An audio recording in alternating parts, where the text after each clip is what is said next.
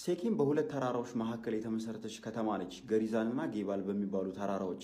ታዲያ ገሪዛን ፍጹም ለምለም የነበረ ተራራ ሲሆን ጌባል ደግሞ ፍጹም ደረቅ ምንም ያልነበረበት ተራራ ነው። እና አንድ ሴኬም ነዋሪ ከቤቱ ሲወጣ እነዚህን ሁለቱን ተራራዎች ይመለከት ነበረ። ለእግዚአብሔር ቢታዘዝ እንደ ገሪዛን እንደሚለመልም የተቃና ነገር እንደሚደርሰው፣ ለእግዚአብሔር ባይታዘዝ ደግሞ እንደ ጌባል እንደሚደርቅ ቀና ነገር እንደማይደርሰው ያስብ ነበርና እግዚአብሔር እነዚህን ሁለቱን ተራራዎች እንደምሳሌ አድርጎ የሴኬምን ሕዝብ አስተምሮ ነበር። በመጽሐፍ ቅዱስ ውስጥ የምናውቃቸው ፊሊስጤማውያንና አሁን ያሉት ፊሊስጤማውያን አንድ ህዝብ ናቸው። እንደምታውቁት መጽሐፍ ቅዱስ ውስጥ ፊሊስጤማውያን ስማቸው በተደጋጋሚ ሲነሳ እንመለከታለን። በተለይም በብሉይ ኪዳን ውስጥ ከእስራኤላውያን ጋር በሚያደርጉት ጦርነቶች ስማቸው በተደጋጋሚ ሲነሳ እንሰማለን። ከዳዊት ጋር የተፋለመው ጎልያድም ፊሊስጤማዊ ነው። ፊሊስጤማውያን ግን ህልውናቸው መቆየት የቻለው የባቢሎን መንግስት ተነስቶ መካከለኛው ምስራቅን እስከተቆጣጠረበት ጊዜ ድረስ ብቻ ነበረ።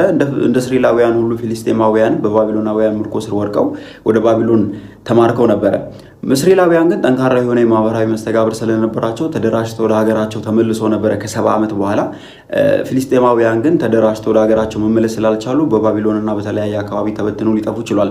ታዲያ አሁን ላይ ያሉት ፊሊስጤማውያን ከየት የመጡ ናቸው የሚለውን ስንመለከት የሮማ መንግስት ተነስቶ ዓለምን በተቆጣጠረበት ጊዜ ላይ ሮማውያን በ70 ዓመተ ምህረት እስራኤልን አውድሞ ህዝቡን በትኖ ነበርና ኒሮ ቄሳር የተባለው የአይሁድ ገዢ ንጉስ ደግሞ በ135 ዓመተ ምህረት አካባቢውን ሴሬ ፓለስቲና ብሎ ሰይሞት ነበረ።